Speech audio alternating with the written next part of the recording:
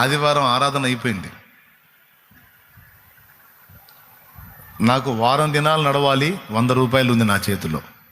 100 వారం రోజులు నడవాలి. వర్క్ అంతా ఆపేసి పూర్తిగా సేవకు వచ్చా.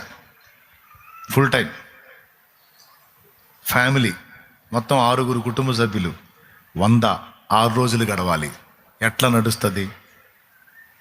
సరే, వేరే మందిరం ఒకటి ఉంటే ఆ మందిరం దగ్గరికి వెళ్ళి మోకాళ్ళుని ప్రార్థన చేస్తుంటే నాకు ఈ మలాకి 3:8 గుర్తొచ్చింది. మీరు నమ్మండి నమ్మకపోండి, నిజంగా 3:8 గుర్తొచ్చింది.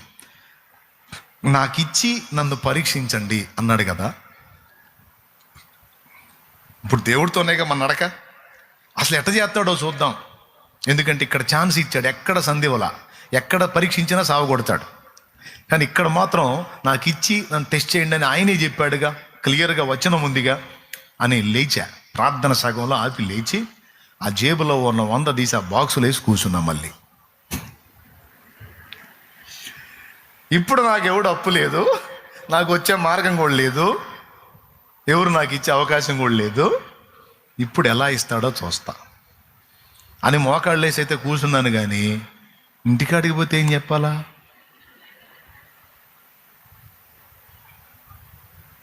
ఎట్లా చేయాలా? ప్రార్థన చేస్తున్నా.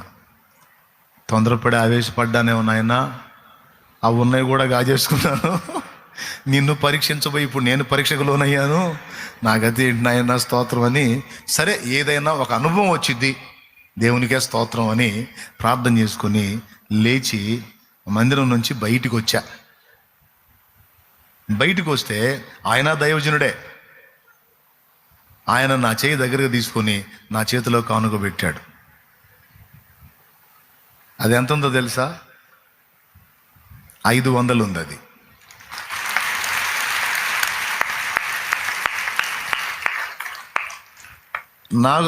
నేను ఎంత వేసాను, ఆయన నా చేతిలో ఎంత ఉంచాడు అంటే ఎన్ని రెట్లు ఇచ్చాడు? 4 రెట్లు నాకు సెకండ్స్లో, అంతే, నిమిషాల్లో, గంటలు కాదు, సెకండ్స్ కాదు, నిమిషాల్లో ఇచ్చాడు. అసలు ఎట్లా ఇస్తాడో చూద్దాం అనుకున్నా. ఆయన ఆ పని చేశాడు. ఆ దైవజనుని ప్రేరేపించి, వాస్తవంగా ఆయన అక్కడ ఉండడు, కానీ నా కోసం ఆయన అక్కడికి రప్పించి నా చేతిలో ఆ మనీ పెట్టేటట్టు చేశాడు. సరే, అది వదిలేద్దాం.